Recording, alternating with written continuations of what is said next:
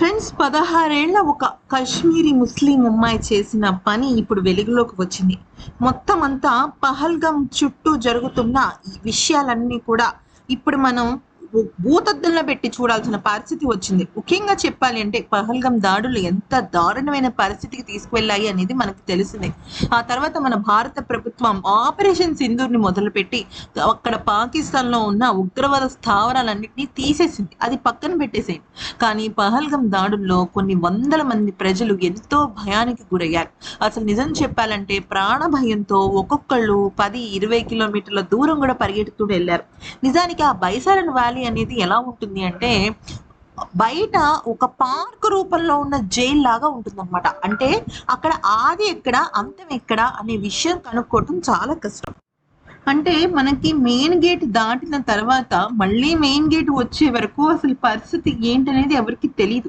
అక్కడున్న లోకల్స్‌కి తప్ప. అయితే ఒక 16 ఏళ్ల అమ్మాయి చేసిన ఒక గొప్ప పని ఇప్పుడు వెలుగులోకి వచ్చింది. మన భారత ప్రభుత్వం కూడా చాలా షాక్ అయిపోయింది. కశ్మీర్‌లో ఉండే అమ్మాయే ఆ అమ్మాయి. అయితే ఏం జరిగింది? అసలు టెంట్ లోపలికి తీసుకువెళ్ళిన ఆ అమ్మాయిలు ఏం చేశారు? అసలు ఆ అమ్మాయి అప్పటికప్పుడు కాలు విరిగిపోవడానికి కారణం ఏంటి అనేది గనక చూసినట్టయితే ఫ్రెండ్స్, మీకు ఒక విషయం చెప్పాలి. పహల్గామ్ దాడి జరిగిందంటే పాకిస్తాన్ ఉగ్రవాదులు ఎంత పాడు పని చేస్తే అది జరిగిందో మనకి తెలుసు. కానీ కాశ్మీర్‌లోని లోకల్స్ సహాయం లేకపోతే అస్సలంటే అస్సలు ఏ విషయము బయటికి రాదు. కానీ ఈ అమ్మాయి చేసిన పనిని ఇప్పుడు నేను కాదు, మీరు కాదు, మొత్తం కాశ్మీర్ పహల్గామ్ దాడి నుంచి బయటపడి సురక్షితంగా ప్రాణాలు చేతిలో పెట్టుకుని మేం బ్రతికాము అన్న ప్రతి ఒక్కళ్ళు ఈ అమ్మాయి గురించి మాట్లాడుతున్నారు. అసలు ఈ అమ్మాయి ఎవరు, ఏం చేసిందనేది కనుక చూస్తే పాకిస్తాన్‌లో కొంతమంది లోకల్స్ చాలా దారుణంగా ఉంటారు. అసలు వాళ్ళు స్లీపర్ సెల్స్ అనే బదులు నేరుగా ఉగ్రవాదులకి సహాయం చేసే అంత దరిద్రపు బుద్ధి వాళ్ళకు ఉంటుంది.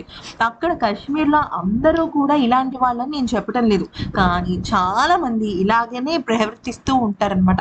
ఇక్కడ విషయంలోకి వచ్చినట్టయితే ఇక్కడ మీరు చూస్తున్న ఈ వ్యక్తిని మీరు గుర్తుపట్టారా? కరెక్ట్‌గా పహల్గామ్ దాడిలో పైనుంచి మామూలుగా ఈ రోప్ వే చేస్తున్న సమయంలో పెద్ద పెద్ద కాల్పులు వినపడితే అల్లాహు అక్బర్, అల్లాహు అక్బర్ అంటూ మాట్లాడిన ఈ వ్యక్తి ఏం చేశాడో తెలుసా అండి? పాకిస్తాన్‌లో నడి రోడ్ల మీద భారత్ గురించి వ్యతిరేకంగా రోడ్ ర్యాలీ చేశాడు. అంటే ఇటువంటి స్లీపర్ సెల్సే అలా ఆ రకంగా బిహేవ్ చేస్తారు. కానీ ఇప్పుడు తెలుసుకోబోతున్న ఈ అమ్మాయి ఏంటి అంటే అసలు అలా చేయలేదు. చాలామంది పెహల్గామ్ దాడుల్లో ఎటు వెళ్ళాలో తెలియక పరిగెట్టుకుంటూ ఒక చోట అలాగా చిక్కుకుపోయారనమాట. ఆ సమయంలో ఈ అమ్మాయిలు ఏం చేశారు అనేది గనక చూసినట్టయితే షాక్ అవుతారు. ఏమైంది అంటే ఆ అమ్మాయి కూడా అక్కడ యాక్చువల్లీ ఈ బైసరన్ వ్యాలీ చాలా పెద్దది కదా! కానీ బయటకు వెళ్ళే కొన్ని లూప్ హోల్స్ ఉంటాయన్నమాట.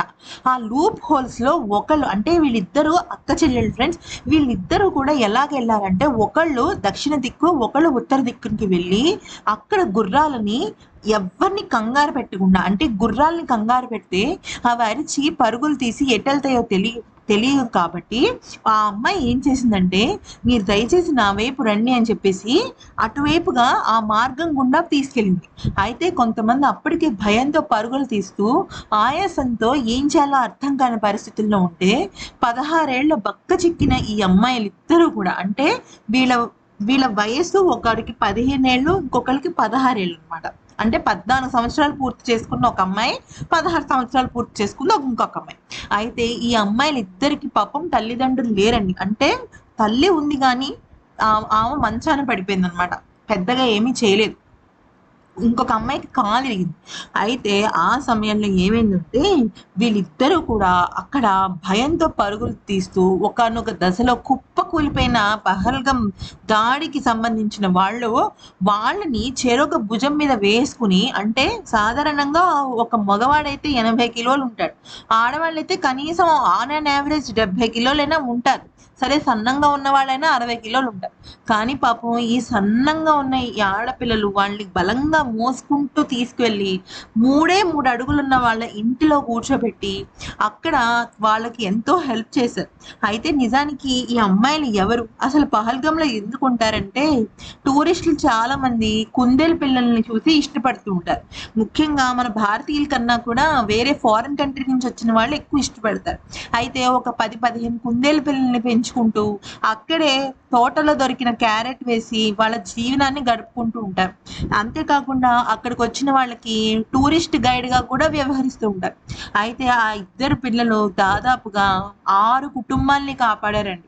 దానిలో ఒక చిన్న పాప కూడా ఉందన్నమాట. అయితే ఆ చిన్న పాప తల్లిదండ్రులు వాళ్ళ ఊరు వెళ్ళిన తర్వాత, "నా పిల్లకి నువ్వు తల్లిని, తండ్రిని ఇద్దరిని అందించావు. నీకేదన్నా నేను సహాయం చేయాలని" చెప్పేసి వాళ్ళు ట్రిప్‌కెళ్దాం అనుకున్న డబ్బుల్ని కొంత క్యాన్సిల్ చేసుకొని, ఈ పాపకు కొంత ఇవ్వడం జరిగిందంట.